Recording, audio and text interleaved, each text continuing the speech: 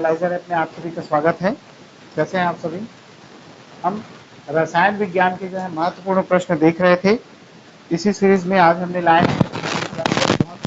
Topic है ईंधन। जो है आपका रसायन विज्ञान में भी काम आएगा और दूसरा जो आपका है भौतिकी में भी इससे प्रश्न आपको देखने को मिलते हैं। तो क्या किसे कहते हैं ईंधन? ईंधन जो है आपको वे पदार्थ होते हैं जो हमें क्या करते हैं, ऊष्मा प्रदान करते हैं। जो ऊष्मा प्रदान करते हैं वे पदार्थ क्या कहलाते हैं? ईंधन कहलाते हैं। और किसकी उपस्थिति में? ऑक्सीजन की उपस्थिति में हमें क्या प्रदान करते हैं? ऊष्मा प्रदान करते हैं। ठीक है, तो इसमें जो है प्राकृतिक ईंधन होते हैं, कृत्रिम ईंधन जो ईंधन है वो भी होते हैं। तो प्राकृतिक ईंधन कौन कौन से हैं और जो है कृत्रिम ईंधन कौन कौन से हैं, ये सारे टॉपिक्स जो हैं सबको कवर करेंगे आज। तो चलिए देरी नहीं करेंगे, शुरुआत करते हैं। हमारा आज का पहला प्रश्न जो कि संबंधित है प्राकृतिक ईंधन से। प्राकृतिक ईंधन अर्थात वे ईंधन जो हमें किससे प्राप्त होते हैं? प्रकृति से प्राप्त होते हैं। क्या कहलाते हैं? प्राकृतिक ईंधन कहलाते हैं। चलिए देखते हैं आज का पहला प्रश्न।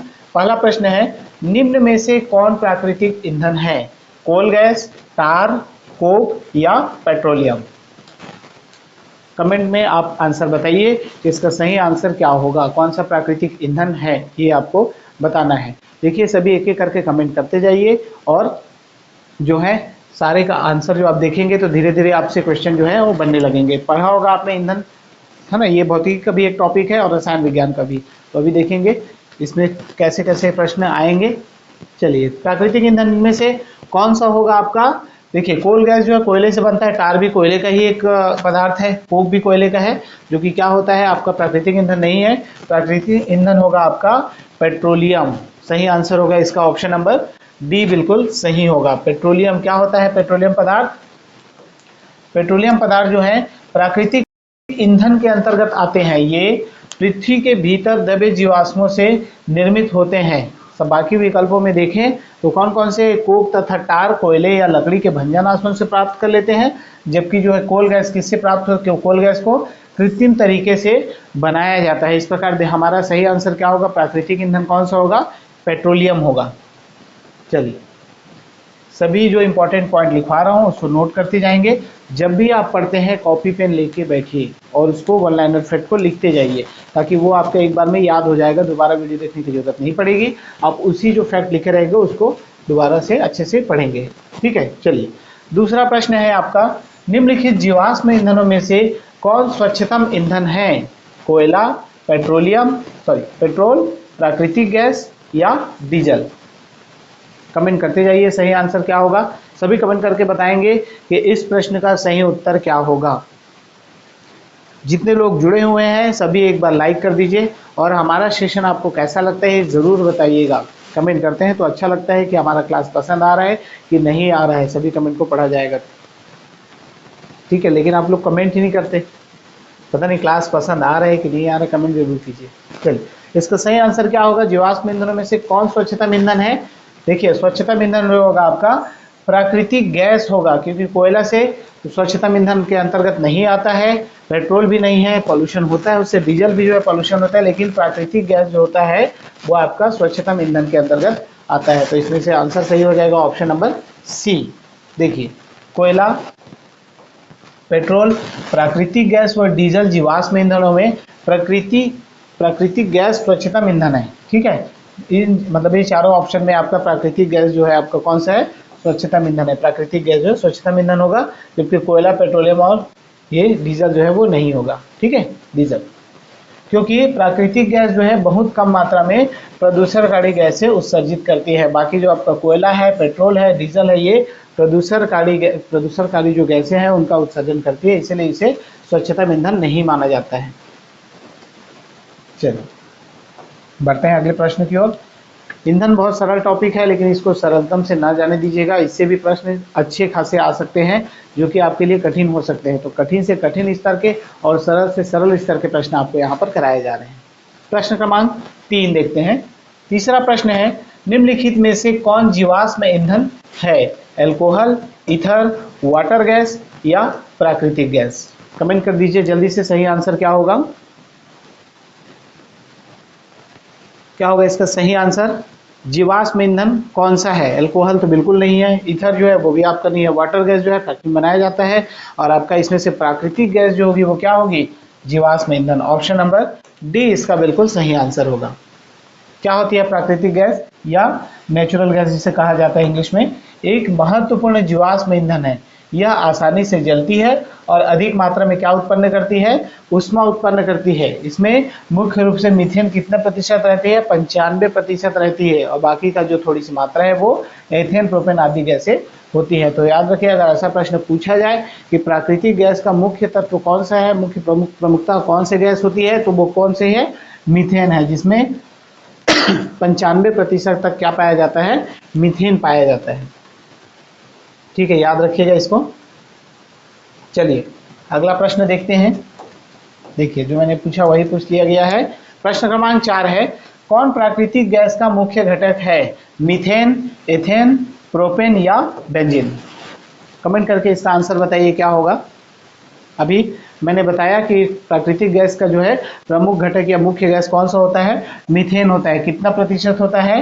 95% तक जो है प्राकृतिक गैस में पाई जाती है। तो इसका सही आंसर होगा ऑप्शन नंबर ए, मीथेन। देखिए यहीं पर मैंने बता दिया था, लगभग 95 से 80%, 80 से 95% होता है, याद रखिएगा। चलिए ज़्यादा से ज़्यादा प्रश्न करेंगे, फास्ट नहीं होगा। डोंट वरी, जितना आपसे क्वेश्चन बन रहा है आप कमेंट करते जाइए। लेकिन ये है, ऐसा नहीं है कि कमेंट नहीं करेंगे, बिल्कुल आप कमेंट कीजिए ताकि आपको पता चले आप सही बना पा रहे हैं कि नहीं बना पा रहे हैं। ठीक है, चलिए अगला प्रश्न है, 5वां प्रश्न है आपका। प्रश्न क्रमांक 5 है, निम्नलिखित में से किस एक का अधिकतम ईंधन मान होता है? हाइड्रोजन का, चारकोल का, प्राकृतिक गैस का या गैसोलीन का? कमेंट कर दीजिए जल्दी से, सही आंसर क्या होगा इसका।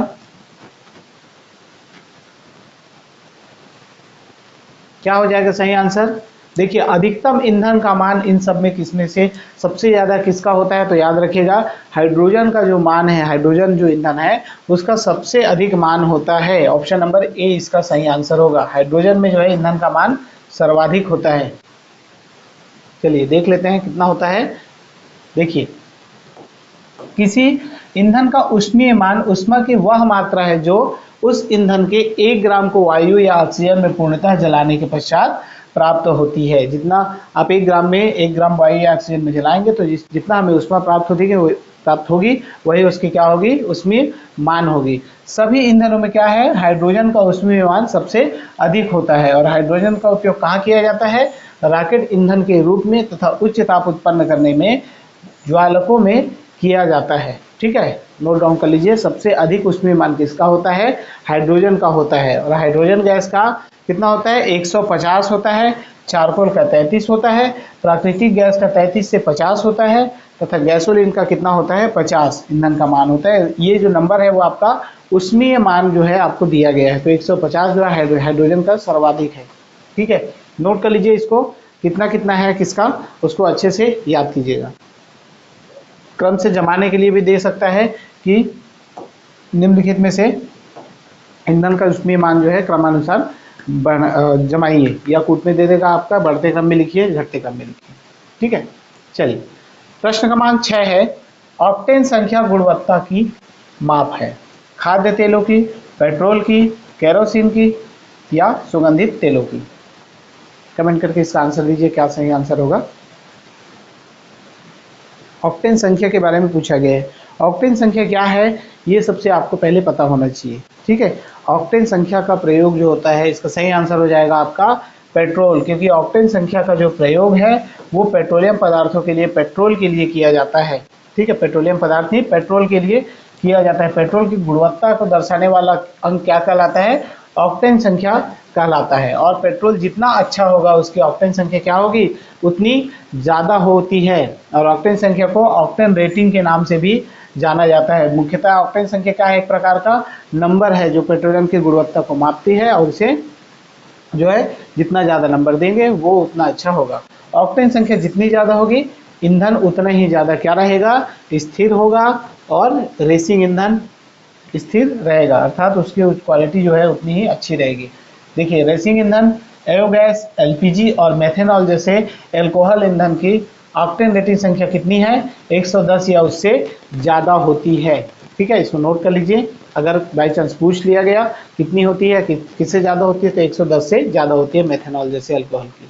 ठीक है, तो इसको अच्छे से पढ़िए और जो फैक्ट लिखवा रहा हूँ उसको नोट करते जाइए। नोट करेंगे तो आपको वो दोबारा पढ़ने में आसानी होगी। वीडियो देखने की जरूरत नहीं पड़ेगी, लेकिन फिर भी अगर आप चाहें तो वीडियो दोबारा देख सकते हैं और उसको अच्छे से पढ़ा सकते हैं। लेकिन theory is most important, theory को अच्छे से कीजिए। अगर आप थ्योरी पढ़ लिए हैं तो ये प्रश्न आपसे बनने चाहिए। अगर आपसे ये प्रश्न नहीं बन रहे हैं तो दोबारा थ्योरी को अच्छे से पढ़िए और जो मैं फैक्ट लिखवा रहा हूँ उसको साथ में पढ़ते जाइए। चलिए प्रश्न क्रमांक 7 देखते हैं। निम्नलिखित में से मुख्यतः किसके लिए सीटेन संख्या गुणता प्राचल के रूप में प्रयुक्त होती है? पेट्रोल के लिए, मिट्टी तेल के लिए, डीजल के लिए या तारपीन तेल के लिए? इसका आंसर कमेंट सेक्शन में दीजिए, क्या सही आंसर होगा। क्या हो जाएगा? अभी ऑक्टेन संख्या देखा था जो कि किससे संबंधित होती है, आपकी पेट्रोल से संबंधित होती है, तो ये तो ऑप्शन कट गया। सीटेन संख्या के बारे में पूछा गया, ये भी एक प्रकार की संख्या है और ये किसके लिए प्रयोग होती है? डीजल के लिए। देखिए वहां पर पेट्रोलियम पदार्थ जो बोल रहा था ना मैं, तो कि पेट्रोलियम पदार्थ के लिए ऑक्टेन संख्या नहीं होगा, सिर्फ पेट्रोल के लिए ऑक्टेन संख्या का प्रयोग करेंगे और डीजल के लिए प्रयोग करेंगे आप क्या? सीटेन संख्या का प्रयोग किया जाएगा। सीटेन संख्या के बारे में देख लेते हैं क्या है। देखिए वही लिखा है, जिस प्रकार ऑक्टेन संख्या गैसोलीन की ज्वलन स्थिरता के मापन में प्रयुक्त की जाती है, सीटेन संख्या का प्रयोग भी इसी संदर्भ में किसके लिए? डीजल ईंधन की गुणवत्ता परीक्षण हेतु किया जाता है। और डीजल का दहन जो है बिना स्पार्क किए गए संपीड़न द्वारा कराया जाता है। अतः जब डीजल ईंधन संपीड़ित किए जाने पर जो है जितना जल्दी प्रज्वलित होता है उसकी सीटेन संख्या क्या होती है? उतनी ही अधिक होती है और यह अच्छे डीजल की क्या होती है? पहचान होती है। तो ये सारे फैक्ट है, इसको अच्छे से लिखिए। इंपॉर्टेंट लाइन है ये सभी जो है, इसको वन लाइन फैक्ट की तरह आप नोट करते जाइए और दोबारा जो है पढ़ेंगे इसको, है ना, तो प्रश्न जो है अच्छे से बनेंगे।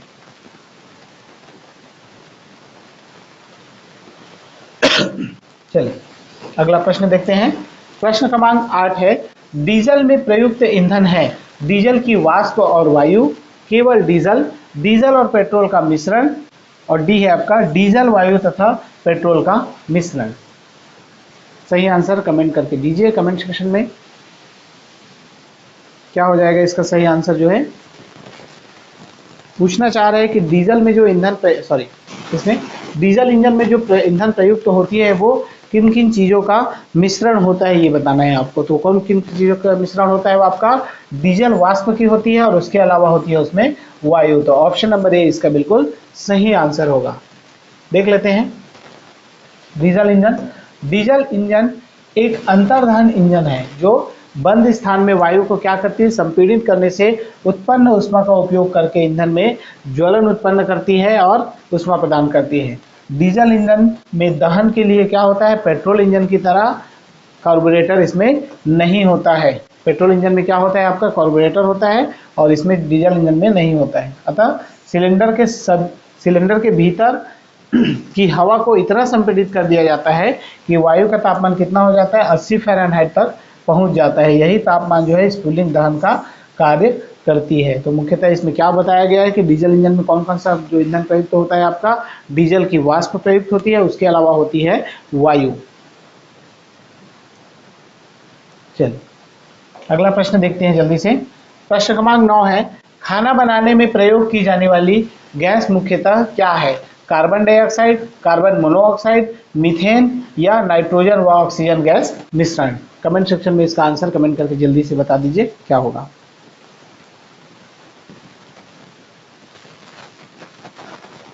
क्लास कैसा लगता है एक बार जरूर बताइएगा, ठीक है, उसको ध्यान रखिएगा। अच्छा लग रहा होगा तो अच्छा लग रहा है, थोड़ा और आपको सुधार चाहिए तो इसमें सुधार कर देंगे बिल्कुल, ठीक है। क्या हो जाएगा? खाना बनाने के लिए प्रयोग की जाने मुख्यतः गैस कौन सी है? याद रखिएगा मीथेन। ऑप्शन नंबर सी जो है मीथेन जो है खाना बनाने में प्रयोग की जाने वाली मुख्यतः गैस होती है, जो कि किससे प्राप्त होती है? आपकी गोबर गैस जिसको कहा जाता है, ठीक है।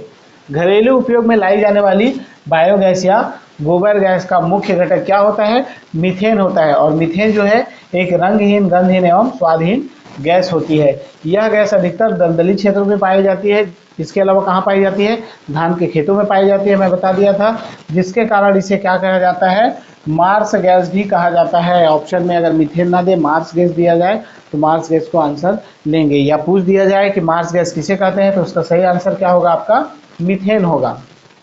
और जो है बायोगैस या गोबर गैस में 50 से 75% तक क्या होता है? मीथेन गैस होता है।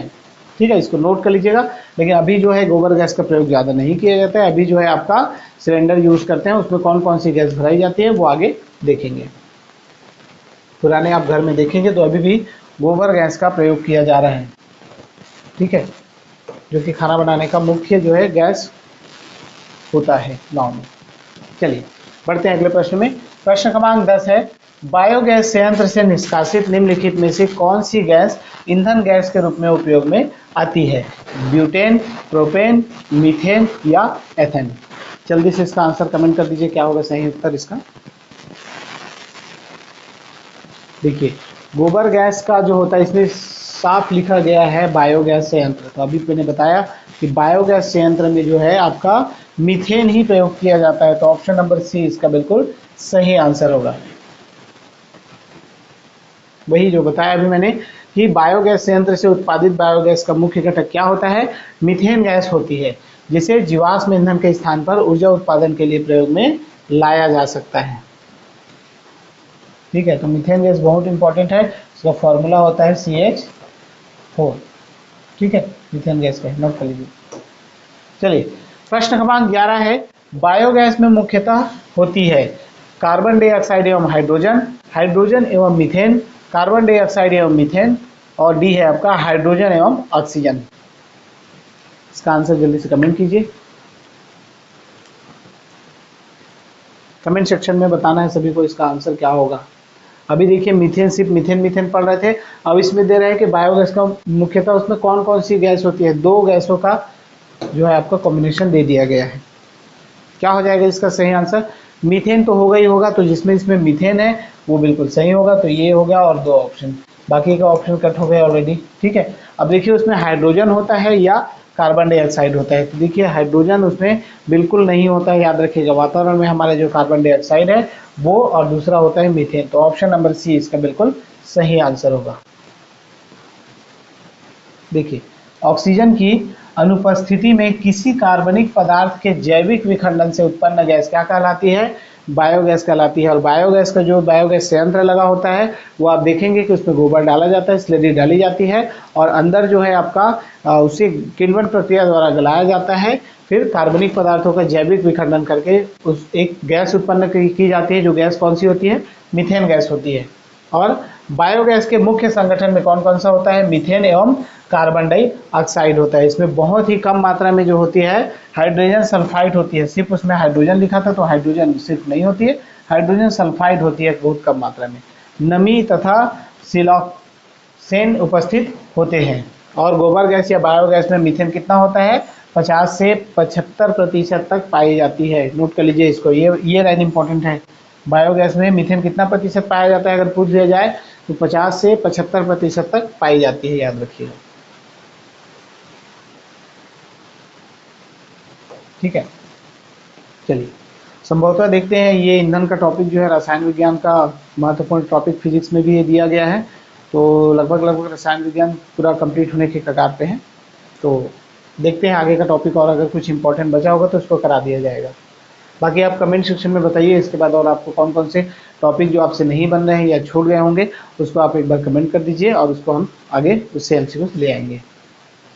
चलिए देखते हैं प्रश्न क्रमांक 12, एक बायोगैस संयंत्र में निम्न में से कौन सी प्रक्रिया होती है?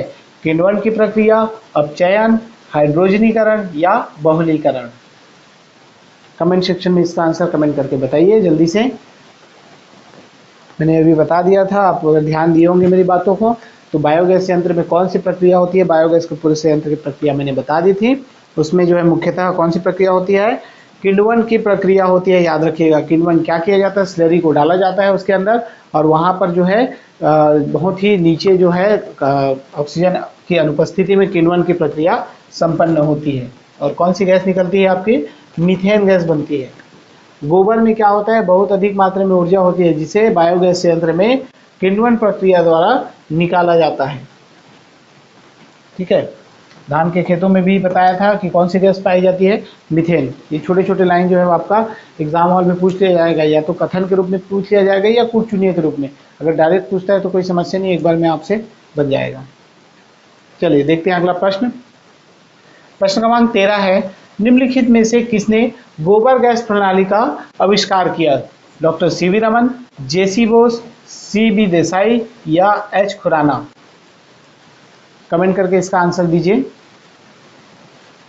जल्दी से इसका आंसर कमेंट कर दीजिए क्या होगा।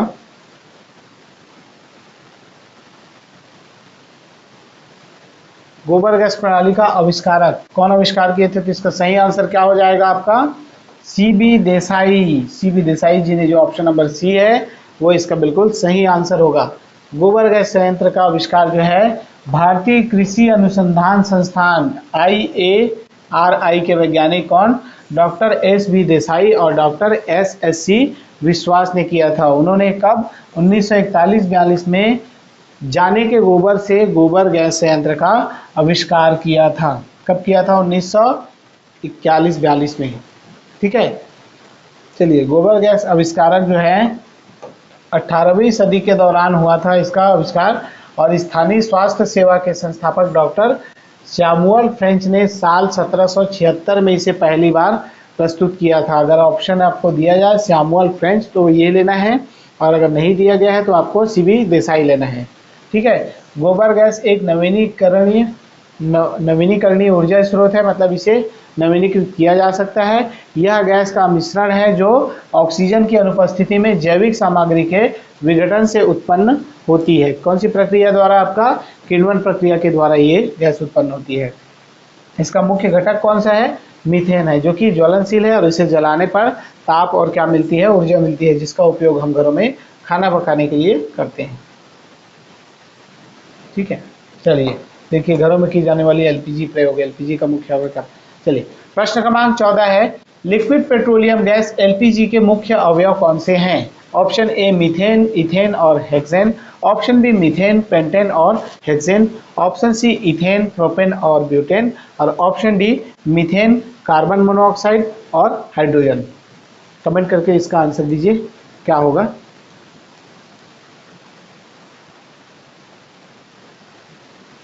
एलपीजी लिक्विड पेट्रोलियम गैस, जो कि आपका किस में यूज़ किया जाता है? अभी घरों में अधिकतर यूज़ होता है खाना पकाने के लिए। तो उसमें कौन कौन से तत्व होते हैं, ये बहुत ही इंपॉर्टेंट है। कौन कौन सा होता है देखिए, नोट कर लीजिए। ऑप्शन नंबर सी इथेन होता है, प्रोपेन होता है, और क्या होता है इसमें? ब्यूटेन होता है। एलपीजी क्या कहा जाता है हिंदी में? तरलीकृत पेट्रोलियम गैस हाइड्रोजन गैसों का एक क्या है? ज्वलनशील मिश्रण है, जिसे ईंधन के रूप में प्रयोग किया जाता है। एलपीजी का मुख्यतः कौन कौन सा है? आपका प्रोपेन, ब्यूटेन तथा इथेन का मिश्रण है, जो कि ऑप्शन नंबर सी में आपको दिया गया था। चलिए प्रश्न क्रमांक 15 है, तरलीकृत पेट्रोलियम गैस एलपीजी का मुख्य आधार घटक क्या है? मीथेन, एथेन, प्रोपेन या ब्यूटेन? कमेंट सेक्शन में इसका आंसर कमेंट करके दीजिए। कमेंट जरूर किया कीजिए, सभी कमेंट करना बहुत ज़रूरी है, क्योंकि अगर आप कमेंट नहीं करेंगे और प्रश्न को ऐसे ही देखते जाएंगे स्क्रॉल कर करके, तो क्या होगा? क्या होगा? प्रश्न नहीं बनेंगे एग्जाम हॉल में। इसीलिए अभी आंसर दीजिए, जब भी आप इस वीडियो को देख रहे हैं उसी समय ही आंसर दीजिए कमेंट सेक्शन में। क्या हो जाएगा इसका सही आंसर? क्या है? मुख्य आधार घटक क्या है एलपीजी का? ब्यूटेन होता है। मीथेन, प्रोपेन और इथेन मिला रहता है, लेकिन इसका मुख्य घटक होता है जो आपका ब्यूटेन होता है। ऑप्शन नंबर डी इसका बिल्कुल सही आंसर होगा।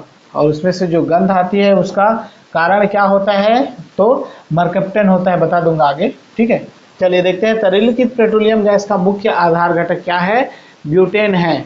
और द्रवित पेट्रोलियम गैस किसे? प्रोपेन, ब्यूटेन तथा आइसोब्यूटेन हाइड्रोकार्बन का मिश्रण है। देखिए तरलीकृत पेट्रोलियम जो है किसका किसका है? प्रोपेन, ब्यूटेन, आइसोब्यूटेन हाइड्रोकार्बन का मिश्रण है, या इसे क्या कहा जाता है? इथेन कहा जाता है। घरों में यह रसोई गैस के रूप में क्या होती है? प्रयुक्त की जाती है। इसमें अत्यंत उच्च दाब पर किसको, प्रोटेन, ब्यूटेन और आइसोब्यूटेन जैसी गैसें द्रवित अवस्था में होती हैं। ठीक है, जो सिलेंडर आपके यहाँ आती है वो लिक्विड फॉर्म में रहती है।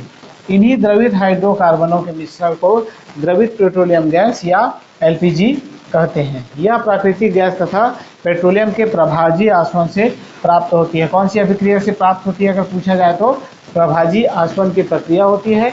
एक के बाद एक लेयर से लेयर उसमें आसवन की जाती है। अब पढ़ेंगे पेट्रोलियम का आसवन कैसे किया जाता है, तो उसमें ये प्रक्रिया आपको देखने को मिल जाएगी। एलपीजी के रिसाव की पहचान के लिए उसमें क्या मिलाया जाता है, दुर्गंध युक्त पदार्थ जैसे मरकेप्टन आदि मिला दिया जाता है। आप देखेंगे सिलेंडर जब लीक होता है तो दुर्गंध अपने तुरंत आ जाती है, तो उसका कारण क्या है, उसमें मरकेप्टन नाम की जो है एक पदार्थ मिला दिया जाता है, जिससे आपको पता चल जाता है कि सिलेंडर लीक कर रहा है। चलिए देखते हैं अगला प्रश्न। प्रश्न क्रमांक 16 है, इंडेन गैस एलपीजी एक मिश्रण है किसका, ब्यूटेन एवं हाइड्रोजन का, ब्यूटेन एवं ऑक्सीजन का, ब्यूटेन एवं प्रोपेन का, या मीथेन एवं ऑक्सीजन का। कमेंट सेक्शन में इसका आंसर कमेंट करके दीजिए जल्दी से, बोलना ना पड़े, सभी आंसर कमेंट करते जाएंगे। इंडियन गैस किसका होता है, उसमें मुख्य पदार्थ क्या होता है, मैंने बताया ब्यूटेन होता है, लेकिन ऑप्शन में इसमें क्या दिया गया है, ब्यूटेन सभी जगह दिया 3 ऑप्शन में। दूसरा क्या होता है, उसमें प्रोपेन होता है, तो इसका सही आंसर हो जाएगा ऑप्शन नंबर सी, ब्यूटेन, प्रोटेन एवं क्या होता है उसमें एक और इथेन। ठीक है, चलिए देख लेते हैं, फॉर्मूला भी नोट कीजिएगा। घरेलू ईंधन के रूप में प्रयुक्त एलपीजी अर्थात liquid petroleum gas hydrocarbon gas कौन कौन से ज्वलनशील मिश्रण है। ठीक है, इसमें हाइड्रोकार्बन गैसों का मिश्रण होता है। हम लोग हाइड्रोकार्बन ही पढ़ रहे हैं, हाइड्रोकार्बन के अंतर्गत ईंधन भी आती है, और आपका जो है हाइड्रोकार्बन में मुख्यतः कौन कौन से, एथेन, प्रोपेन, ब्यूटेन, इस प्रकार से जो आप हाइड्रोकार्बन है वो सब पढ़ते हैं। इसमें मुख्यतः क्या होता है, किसमें, एलपीजी में प्रोपेन C3H8 होता है इसका फॉर्मूला, ब्यूटेन का क्या होता है C4H10 होता है, का मिश्रण होता है, और एलपीजी के रिसाव की पहचान के लिए उसमें दुर्गंध युक्त पदार्थ क्या मिलाया दिया जाता है, मरकेप्टन मिलाया जाता है। ठीक है, इंपॉर्टेंट पॉइंट है, सभी को नोट करते जाइएगा। चलिए इसका आंसर देने आप ग्रुप में। प्रश्न क्रमांक 17 है, सूची 1 को सूची 2 से सुमेलित कीजिए तथा सूचियों के नीचे दिए गए कूटों का उपयोग करते हुए सही उत्तर का चयन कीजिए। सूची 1 में दिया गया आपका सीएनजी, एलपीजी, कोल गैस और वाटर गैस। सूची 2 में दिया गया है कार्बन मोनोऑक्साइड, हाइड्रोजन, ब्यूटेन और प्रोपेन, मीथेन और इथेन, और इसके अलावा दिया गया है हाइड्रोजन, मीथेन और कार्बन मोनोऑक्साइड। कूट चुनना है आपको, इसमें ऑप्शन आपको दिया गया है ABCD करके 4 ऑप्शन है।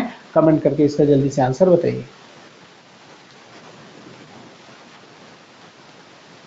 सुमित कौन कौन से अच्छे से पढ़ लीजिए और इसका आंसर दीजिए कमेंट करके जल्दी से।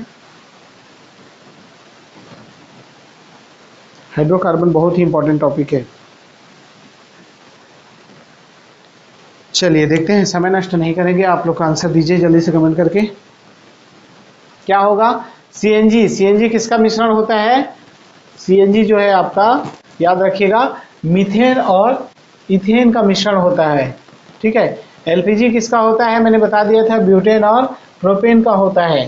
तो कोल गैस किसका होता है, हाइड्रोजन, मीथेन एवं कार्बन मोनोऑक्साइड। इसके अलावा वाटर गैस होता है आपका CO+H2, कार्बन मोनोऑक्साइड और हाइड्रोजन का मिश्रण होता है वाटर गैस। वाटर गैस का फार्मूला भी मैंने बता दिया था, CO+H2 होता है। ये फार्मूला बहुत इंपॉर्टेंट है, ठीक है, इसको नोट कर लीजिएगा। तो इसका ऑप्शन नंबर सी बिल्कुल सही आंसर होगा। ठीक है, सी इसका सही आंसर होगा 17 का। चलिए देख लीजिए सही सुमेलित क्या क्या है। सीएनजी मीथेन और इथेन का मिश्रण होता है, एलपीजी ब्यूटेन और प्रोपेन का मिश्रण होता है, कोल गैस जो है हाइड्रोजन, मीथेन और कार्बन मोनोऑक्साइड का मिश्रण होता है, और वाटर गैस जिसे क्या कहा जाता है, भाप अंगार गैस भी कहा जाता है, ये आपका कार्बन मोनोऑक्साइड और हाइड्रोजन का मिश्रण होता है। इसका फॉर्मूला लिख लीजिए CO+H2 होता है। ठीक है, भाप अंगार गैस भी कहा जाता है या इसे कहा जाता है वाटर गैस, तो ये इंपॉर्टेंट है। चलिए देखते हैं अगला प्रश्न। प्रश्न क्रमांक 18, कथन ए और कारण आर दिया गया है। कथन ये कहता है तरलीकृत पेट्रोलियम गैस का प्रमुख घटक मीथेन होता है और कारण क्या है, मीथेन घरों तथा कारखानों में जलने के लिए सीधे प्रयोग में लाई जा सकती है जहां वह पाइपलाइनों से उपलब्ध कराई जा सकती है। कूट में दिया गया है आपका ऑप्शन ए और आर दोनों सही है और आर ए का सही स्पष्टीकरण है। ए और आर दोनों सही है किंतु आर जो है ए का सही स्पष्टीकरण नहीं है। ए सही है परंतु आर गलत है और आर गलत है परंतु ए गलत है परंतु आर सही है। तो कमेंट करके इसका जल्दी से आंसर दे दीजिए क्या होगा सही आंसर।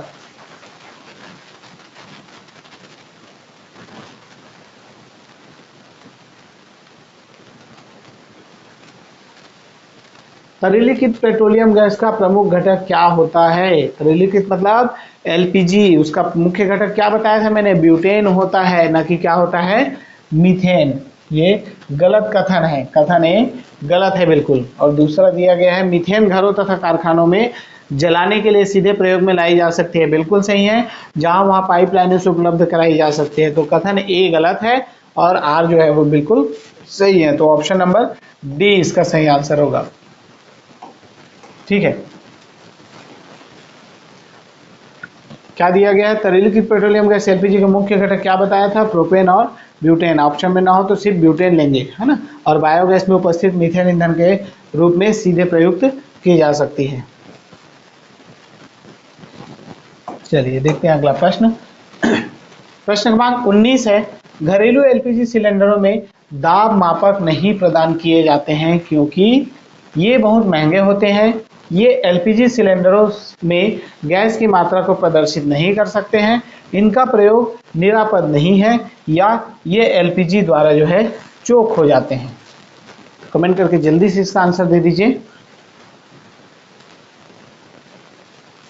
अपना उत्तर आप कमेंट में लिखिए क्या होगा इसका सही आंसर। जल्दी जल्दी कमेंट किया कीजिए, समय नष्ट नहीं करेंगे। क्या हो जाएगा इसका सही आंसर, जो घरेलू एलपीजी सिलेंडरों में दाब मापक प्रदान नहीं किए जाते हैं, क्यों, क्योंकि ये एलपीजी सिलेंडरों में गैस की मात्रा को प्रदर्शित नहीं कर सकती है, इसीलिए उसमें मापक नहीं दिया जाता है। ऑप्शन नंबर बी इसका सही आंसर होगा।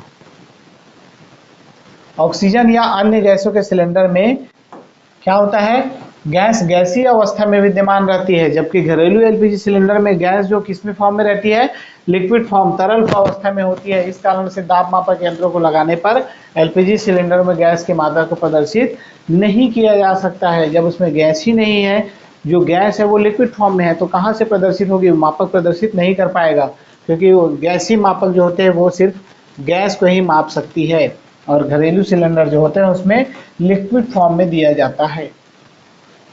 चलिए अगला प्रश्न देखते हैं। फास्ट, जल्दी से जल्दी, ज़्यादा से ज़्यादा प्रश्न करना है, इससे संबंधित जो है सारे प्रश्न कवर करनी है। तो प्रश्न क्रमांक 20 है, सिलेंडरों में भरकर खाना पकाने वाली गैस की आपूर्ति किस रूप में की जाती है? ऑप्शन ए तरल, बी है गैस, सी है ठोस, या डी दिया गया है आपका घोल अवस्था। अपना उत्तर जो है आप कमेंट सेक्शन में कमेंट करके दीजिए क्या होगा।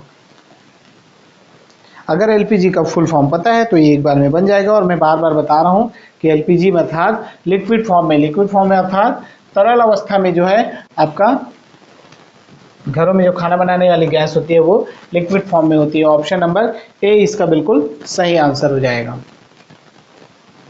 ऑक्सीजन या अन्य गैस के सिलेंडरों में गैस गैसीय अवस्था में विद्यमान रहती है, जबकि क्या होती है आपका घरेलू एलपीजी में जो दिया जाता है सिलेंडरों में गैस, वह क्या होती है, लिक्विड या तरल अवस्था में होती है। इस कारण क्या होता है, जो वहाँ पर मापक लगे होते हैं, गैस मापक, वो इसका मापन नहीं कर सकते हैं। चलिए बढ़ते हैं अगले प्रश्न की ओर। प्रश्न क्रमांक 21 है, सीएनजी है compressed natural gas, cyanogen natural gas, contest nitrogen gas, या कंट्रोल्ड नेचुरल गैस। अपना उत्तर जो है आप कमेंट करके दीजिए जल्दी से। सीएनजी का फुल फॉर्म ही होता है, याद रखिएगा, सीएनजी का फुल फॉर्म होता है कंप्रेस्ड नेचुरल गैस, संपीड़ित प्राकृतिक गैस जो है आपका, इसका पूरा जो है उसका फुल फॉर्म होता है। तो ऑप्शन नंबर ए उसका सही आंसर होगा। सीएनजी का पूर्ण रूप क्या है, कंप्रेस्ड नेचुरल गैस, अर्थात संपीड़ित प्राकृतिक गैस, संपीड़ित प्राकृतिक गैस मतलब अत्यधिक दाबित गैस होती है जो कि संपीड़न करके बनाई जाती है। और कौन सी गैस होती है? प्राकृतिक गैस होती है। मानक वायुमंडलीय दाब पर प्राकृतिक गैस जितना आयतन घेरती है उसके 1% से भी कम आयतन यह प्राकृतिक गैस को संपीड़ित करके क्या किया जाता है? सीएनजी का उत्पादन किया जाता है। इतना उस पर प्रेशर डाला जाता है, संपीड़ित करके बनाई जाती है। ठीक है, बहुत ही इंपॉर्टेंट चीज़ें बता रहा हूँ, इसको अच्छे से पढ़िए और आपको एग्जाम निकालना है तो ही पढ़िए। ठीक है, ऐसा नहीं है कि थोड़ा सा पढ़ेंगे फिर बाकी को छोड़ दीजिए। जितने टॉपिक मैं करा रहा हूँ उसको सारे को कवर कीजिए। ठीक है, एक भी टॉपिक आपका छूटना नहीं चाहिए, उससे ही प्रश्न आएंगे और प्रश्न आपसे बिल्कुल बनने चाहिए। सिलेक्शन आपको लेना है। चलिए देखते हैं अगला प्रश्न। प्रश्न क्रमांक 22 है, स्वचालित वाहनों में प्रदूषण नियंत्रण हेतु प्रयुक्त सीएनजी में प्रयुक्त मुख्यतः उपस्थित होता है CH4, CO2, N2 या H2। अपना उत्तर जो है आप कमेंट करके एक बार बता दीजिए क्या होगा। थोड़ा सा समय दिया जाता है इसलिए क्योंकि आप टाइम मत लगाइए, जितना टाइम लगेंगे उतना वीडियो लंबा होगा और लंबा वीडियो देखने में मज़ा नहीं आता है। आपको जो है प्रश्न जल्दी से जल्दी बनाने हैं, आंसर सही जल्दी से जल्दी करने। नहीं हो रहा है तो भी आप कमेंट कर सकते हैं। जैसे आप तुक्का लगाते हैं, तुक्का लगाने पे क्या होगा? आप गलत दे देंगे। ठीक है, लेकिन यहाँ पर आपको तो सही आंसर पता चल जाएगा ना, मतलब वो आपका 2 बार दिमाग काम करेगा कि एक बार आपने गलत बताया लेकिन जो है आप जब सही आंसर देखे तो वो फिर से याद किया और ये सही आंसर है करके। सीएनजी में कौन सा होता है आप जल्दी से बता दीजिए, इसका आंसर क्या होगा? क्या हो जाएगा? मुख्यतः उपस्थित क्या होता है? याद रखिएगा मीथेन CH4, मीथेन, CO2 क्या है? Carbon dioxide, N2 nitrogen, H2 hydrogen. तो इसका सही आंसर होगा ऑप्शन नंबर ए। स्वचालित वाहनों में क्या प्रयोग किया जाता है? मीथेन। सीएनजी धरती के भीतर क्या होता है? पाए जाने वाली हाइड्रोकार्बन का एक मिश्रण है जिसमें 80% से 90% तक की मात्रा किसकी होती है? मीथेन गैस की होती है। और मीथेन गैस पेट्रोल एवं डीजल की तुलना में कार्बन मोनोऑक्साइड को 70%, नाइट्रोजन ऑक्साइड को 87% और जैविक गैसों को लगभग 89% तक जो है कम उत्सर्जित करती है। इसीलिए इसका प्रयोग सीएनजी के रूप में किया जाता है और ये एक प्रकार का क्या है? स्वच्छ ईंधन है। चलिए 23वां प्रश्न है, इसको नोट कर लीजिएगा, कमेंट कीजिएगा। तो प्रश्न क्रमांक 23, ठीक है, कि बड़ा है और इसको अच्छे से पढ़ना है। चलिए प्रश्न क्रमांक 23 दिया गया है, निम्नलिखित कथनों पर विचार कीजिए। पहला कथन है, द्रवित प्राकृतिक गैस को अत्यधिक शीत ताप तथा उच्च दाब में द्रवित किया जाता है जिसमें विशेष रूप से अभिकल्पित पात्रों में उसका संग्रहण अथवा परिवहन सुसाध्य हो सकता है। दूसरा कथन दिया गया है, भारत में प्रथम एलपीजी टर्मिनल हासन में निर्मित हुआ था। और तीसरा कथन दिया गया है, द्रवित पेट्रोलियम गैस से प्राकृतिक गैस द्रव्यों का पृथक्करण किया जाता है और इनमें इथेन, प्रोपेन, ब्यूटेन तथा प्राकृतिक गैसोलीन सम्मिलित होती है। उपरोक्त कथनों में से कौन सा कथन जो है सही है आपको कोट में से बताना है। ए है केवल 1, बी है आपका 1 और 3, सी है आपका 2 और 3 और डी दिया गया है 1, 2, 3। जल्दी से अपना उत्तर कमेंट करके बताइए क्या होगा इसका सही आंसर। बस देखना है, 3 कथन दिया गया है, तीनों कथन में से कौन कौन सा सही है ये बता दीजिए। 23वां प्रश्न है, प्रश्न क्रमांक 23 है, याद रखिएगा। चलिए देखते हैं। ठीक है, अभी तक तो आ जाना चाहिए उत्तर। पहला कथन दिया गया है, द्रवित प्राकृतिक गैस को अत्यधिक शीत ताप तथा उच्च दाब में द्रवित किया जाता है। बिल्कुल सही, जिसमें विशेष रूप से अभिकल्पित पात्रों में उसका संग्रहण अथवा परिवहन सुसाध्य हो सके। ये बिल्कुल कथन 1 सही है। कथन 1 बिल्कुल सही है। दूसरा कथन है, भारत में प्रथम एलपीजी की टर्मिनल हासन में निर्मित नहीं हुई थी। कहाँ हुई थी? गुजरात में हुई थी। तो दूसरा कथन बिल्कुल गलत है। द्रवित पेट्रोलियम गैस से प्राकृतिक गैस द्रव्यों का पृथक्करण किया जाता है और इनमें इथेन, प्रोपेन, ब्यूटेन तथा प्राकृतिक गैसों सम्मिलित होती है। ये बिल्कुल गलत है। इथेन, प्रोपेन, ब्यूटेन नहीं है। आपका क्या क्या है प्राकृतिक गैसों का पृथक्करण में? आगे देख लेते हैं। तो इसका आंसर सही हो जाएगा केवल ऑप्शन ए, कथन 1 बस सही है। देखिए यहाँ से आपको क्लियर हो जाएगा। पेट्रोलियम कुओं में द्रव की सतह पर पाए जाने वाले हल्के हाइड्रोकार्बन्स के गैसीय मिश्रण को क्या कहा जाता है? प्राकृतिक गैस कहा जाता है। और इसका संगठन किस प्रकार से है? मीथेन जो होता है 80% होता है, इथेन 7% होता है, प्रोपेन जो होता है आपका कितना 6% होता है, नॉर्मल ब्यूटेन जो होता है वो आपका 4% होता है, आइसोब्यूटेन जो होता है वो आपका 3% होता है। किसी प्रकार का आपका गैसोलीन नहीं पाया जाता है। प्रोपेन तथा ब्यूटेन को इस मिश्रण से पृथक करके उच्च दाब पर द्रवित कर लिया जाता है, जिससे क्या होता है? तरलीकृत पेट्रोलियम प्राप्त होती है, जिसे गैस तरलीकृत गैस कहा जाता है। और यह जो होती है रसोई, इसमें रसोई गैस के रूप में प्रयुक्त की जाती है। दूसरा कथन दिया गया था कि भारत का प्रथम एलएनजी टर्मिनल जो है दहेज गुजरात में हुआ था, उसका आपका ऑप्शन दिया गया था हासन में, तो नहीं है, ये दहेज गुजरात में स्थापित किया गया था। ठीक है, चलिए नोट करते जाइए। देखते हैं जल्दी से अगला प्रश्न, सेशन लंबा हो जाएगा नहीं तो, है ना। जल्दी जल्दी प्रश्न कर रहे हैं भाई, लंबा सेशन नहीं करना है ना, ज़्यादा से ज़्यादा प्रश्न हमको करने हैं, ये हमारा उद्देश्य है। प्रश्न क्रमांक 24, गैसोहॉल है एथिल एल्कोहल व पेट्रोल, प्राकृतिक गैस व एथिल एल्कोहल, एल्कोहल में विलायित कोई गैस नाम, या एथिल एल्कोहल और मिट्टी का तेल। जल्दी से उसका उत्तर जो है आप कमेंट सेशन में कमेंट करके दीजिए। गैसोहॉल, ठीक है, किन किन चीज़ों का मिश्रण है ये आपको बताना है। चलिए देख लेते हैं। गैसोहॉल जो होता है आपका एथिल एल्कोहल और पेट्रोल का मिश्रण होता है, याद रखिएगा ऑप्शन नंबर ए। गैसोहॉल ईंधन 10% क्या होता है? एनहाइड्राइड एथेनॉल, एथिल एल्कोहल जिसे कहा जाता है, और 90% जो आपका गैसोलीन या पेट्रोल का मिश्रण होता है। चलिए अगला प्रश्न जल्दी से देखते हैं, लंबा हो जाएगा नहीं तो सेशन।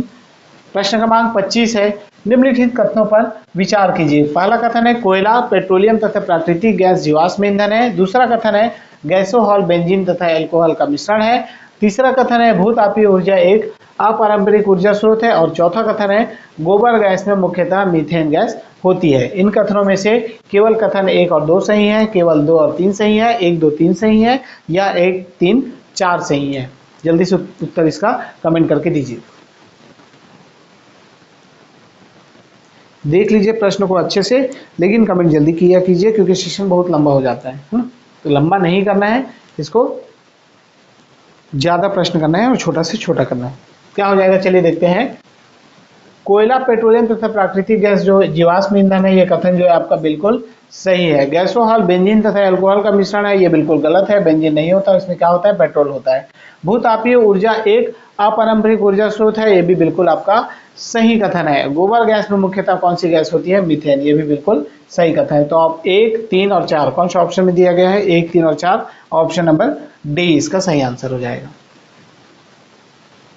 देख लीजिए, कोयला, खनिज तेल एवं प्राकृतिक गैस ऊर्जा के अनविनीकृत स्रोत हैं, जिन्हें क्या होता है? जीवाश्म ईंधन भी कहा जाता है। गैसोहॉल या E10 इसे कहा जाता है, एक ईंधन है जो 10% निर्जल एथेनॉल तथा 90% गैसोलीन या पेट्रोल का मिश्रण होता है, उसमें बेंजीन नहीं होता है। पृथ्वी की भूतापीय ऊर्जा ग्रह के मूल गठन से, खनिजों की रेडियोधर्मी क्षय से और सतह पर आवेशित सौर ऊर्जा से उत्पन्न होती है।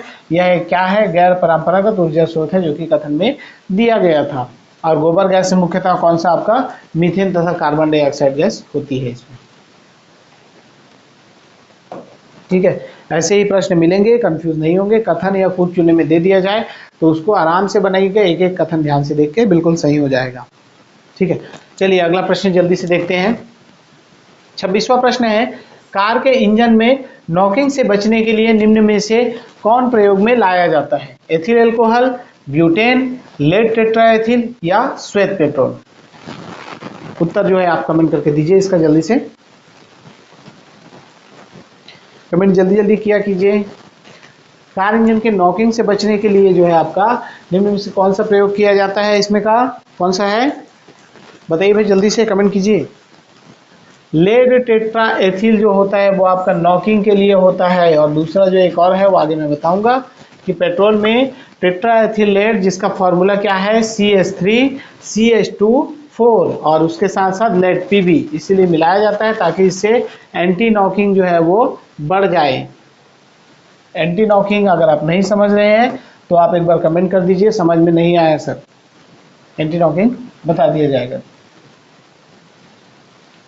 चलिए देखते हैं प्रश्न क्रमांक 27। एंटी नॉकिंग क्या है? एंटी नॉकिंग जो है आपका, नॉकिंग एक प्रकार का नॉकिंग सिस्टम है जो उसको पैक करके रखेगा। एंटी नॉकिंग मतलब उसको प्रयोग किया जाता है ताकि वो अच्छे से पैक हो जाए, ठीक है, उसे नॉकिंग। चलिए बढ़ते हैं अगले प्रश्न में। प्रश्न क्रमांक 27 है, ऑटोमोबाइल इंजनों में प्रतिहीन के रूप में निम्नलिखित में से किस एक का प्रयोग किया जाता है? प्रोपिल एल्कोहल, एथेनॉल, मेथेनॉल या एथिलीन ग्लाइकॉल का? इसका आंसर जल्दी से आप कमेंट करके बताइए।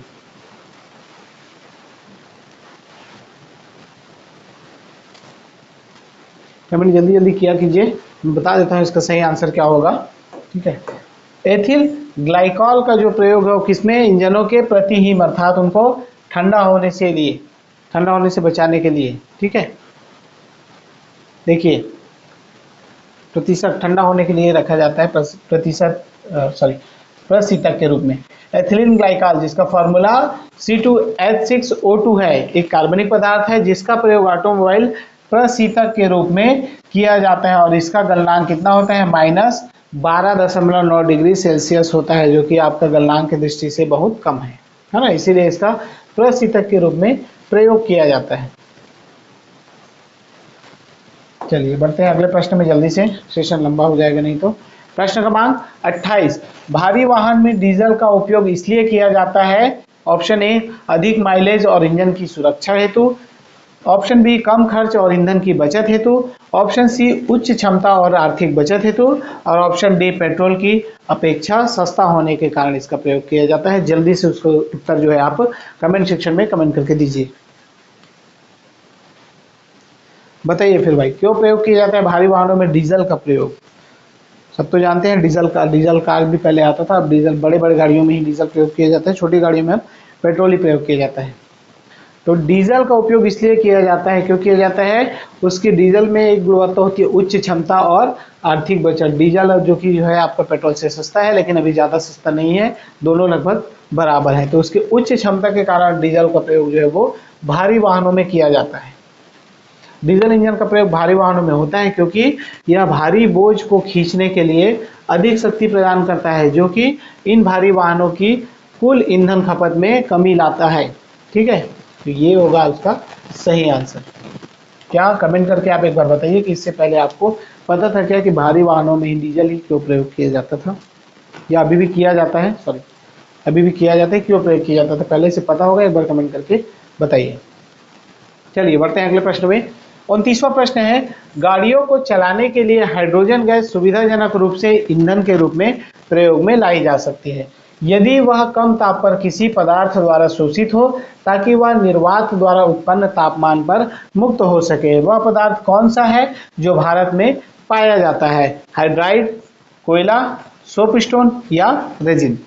जल्दी से उत्तर इसका कमेंट करके बताइए। थोड़ा सा कठिन प्रश्न हो सकता है, लेकिन इसका आंसर आपको देना है। ऐसे प्रश्न आ जाएंगे तो एग्जाम हॉल में कैसे करेंगे? जो प्रश्न करा रहा हूँ उसी लेवल का पढ़िए और अच्छे से पढ़िए, है ना। जो जब पढ़ेंगे तो पता चलेगा कि आपसे प्रश्न बन रहे हैं कि नहीं। अभी आप तुक्का लगाते जाएंगे, लेकिन डिस्क्रिप्शन आपको जो मैं बताता हूँ उसको भी नोट करते जाइए और दोबारा उसको पढ़िए, प्रश्न आपको बनने लगेंगे और साथ ही साथ याद होते जाएंगे। तो इसका सही आंसर होगा जो प्रयोग किया जाता है कौन सा है, भारत में पाया जाता है आपका हाइड्राइड पाया जाता है, याद रखिएगा option number A hydride. Hydrogen gas बहुत कम तापमान पर पैलेडियम हाइड्राइड द्वारा जो है अवशोषित कर ली जाती है ताकि वह निर्वातक द्वारा उत्पन्न तापमान पर मुक्त हो सके। चलिए प्रश्न क्रमांक 30 है, सॉरी छोटा हो जाएगा, डी ऑप्शन है 1 2 3 है, याद रखिएगा, ठीक है। कथन दिया गया है और इसमें से सही कौन कौन सा है चुनना है। चलिए प्रश्न क्रमांक 30 है, शैवाल आधारित जैव ईंधनों का उत्पादन संभव है, लेकिन इस उद्योग के संवर्धन में विकासशील देशों की क्या संभावित सीमाएं हैं? पहला, शैवाल आधारित जैव ईंधनों का उत्पादन केवल समुद्रों में ही संभव है, महाद्वीपों पर नहीं।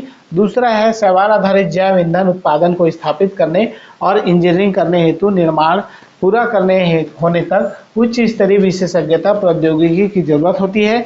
तीसरा है आपका आर्थिक रूप से व्यवहार उत्पादन के लिए बड़े पैमाने पर सुविधाओं की स्थापना की आवश्यकता होती है, जिससे पारिस्थितिकी एवं सामाजिक सरोकार उत्पन्न हो सकते हैं। कूट में इसका कौन कौन सा कथन सही है वो बताना है। केवल कथन 1 और 2 सही है, केवल 2 और 3 सही है, केवल 3 सही है, और डी है आपका केवल 1, 2, 3 तीनों कथन सही है।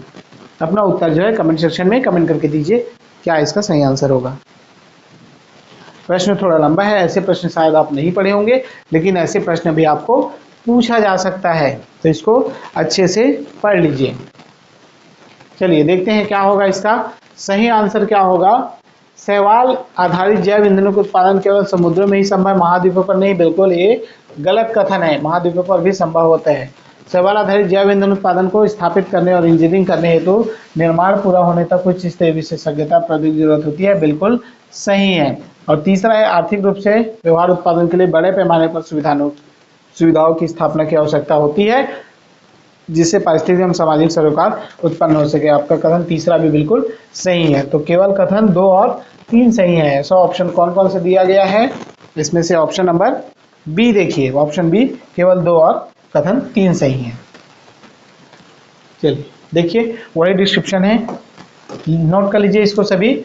शैवाल आधारित जैव ईंधनों का उत्पादन समुद्र एवं महाद्वीपों दोनों में संभव होता है, जो कि पहला कथन था, पहला कथन असत्य हो गया है ना, उसमें नहीं है बोला था। इन ईंधनों के उत्पादन एवं अभियांत्रिकी हेतु करने हेतु उच्च स्तर की विशेषज्ञता की आवश्यकता होती है। बिल्कुल सही। साथ ही अधिक उत्पादन के लिए नवाचार हेतु ज्ञान एवं अनुभव की आवश्यकता होती है। नवाचार अर्थात नई नई नीतियों का, नई नई शिक्षाओं का इसमें समावेश किया जाए, नई नई तकनीकों का। और दुर्बल निवेश स्थिति वाले विकासशील देशों में इस प्रकार के ईंधन का उत्पादन कठिन है। क्यों?